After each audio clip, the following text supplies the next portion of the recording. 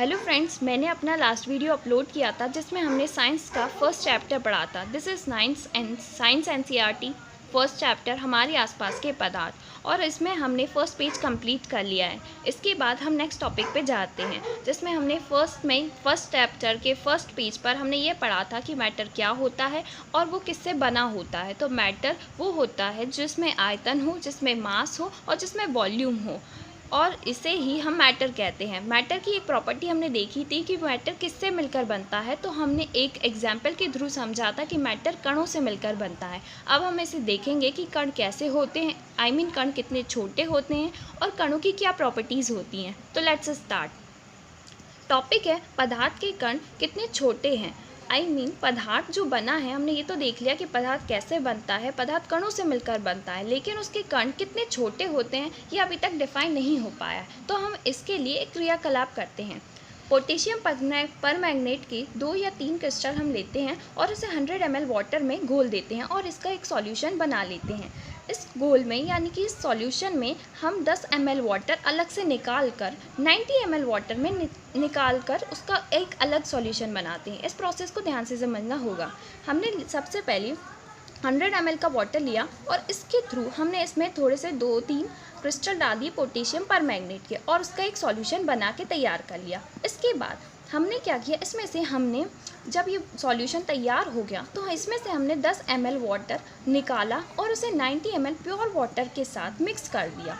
और ऐसी बार प्रोसेस हमने बार बार की। जब ये प्रोसेस हमने बार बार की तो हमने देखा कि इसका कलर चेंज नहीं हो रहा है। जब एक बार इसका कलर हो जाता है तो इसका कलर हल्का पड़ता जाता है, लेकिन इसका कलर एकदम वाइट नहीं होता है।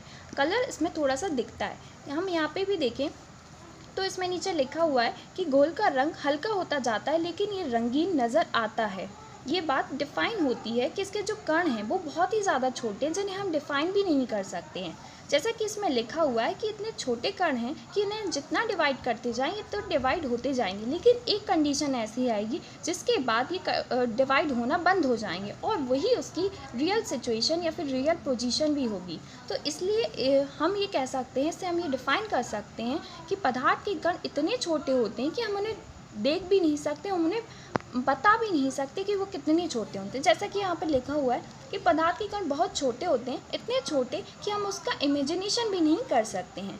तो अब हम देखते हैं कि पदार्थ के कण आगे की प्रॉपर्टी में हम ये देखते हैं कि पदार्थ के कणों की क्या प्रॉपर्टीज़ होती हैं, पदार्थ के कण कैसे काम करते हैं। पदार्थ के कणों के अभिलाक्षणिक गुण, यानी कि अब हम इसमें ये देखेंगे कि पदार्थ क्या होता है, ये हम देख चुके हैं, और पदार्थ कणों से मिलकर बना होता है, ये भी हम देख चुके हैं। अब हम ये देखने वाले हैं कि पदार्थ के कण किस टाइप के होते हैं, उनकी क्या प्रॉपर्टीज़ होती हैं। फर्स्ट प्रॉपर्टी है पदार्थ के कणों के बीच रिक्त स्थान होता है।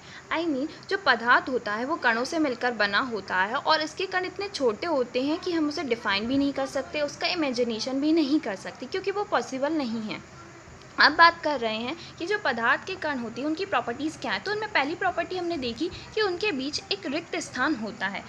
जैसा कि अभी हमने फर्स्ट क्रियाकलाप किया और हमने सेकंड भी किया, उसमें हमने देखा कि नमक हो, चाहे शक्कर हो, शर्करा जिसे हम कहते हैं, डिटॉल हो या पोटेशियम परमैंगनेट हो, वो इजीली हमारे जो सॉल्यूशन है उसमें घुल जाते हैं। मतलब कि वाटर में जब हमने मिक्स करते हैं तो इजीली सॉल्यूशन बना लेते हैं और वो अच्छी तरीके से मिक्स हो जाते हैं। तो इसका रीज़न हम जाने तो हम देखते हैं कि जो पदार्थ के कण होते हैं उनके बीच में क्या होता है, रिक्त स्थान होता है, जिसकी वजह से वो इजीली घुल जाते हैं और एक सॉल्यूशन क्रिएट कर पाते हैं। अगर ऐसा पॉसिबल ना होता, अगर उनके बीच में रिक्त स्थान नहीं होता तो फिर ये सॉल्यूशन नहीं बना पाते। इसलिए इस मेथड से हम ये डिफ़ाइन कर सकते हैं कि जो पदार्थ के कण होते हैं उनमें रिक्त स्थान होता है।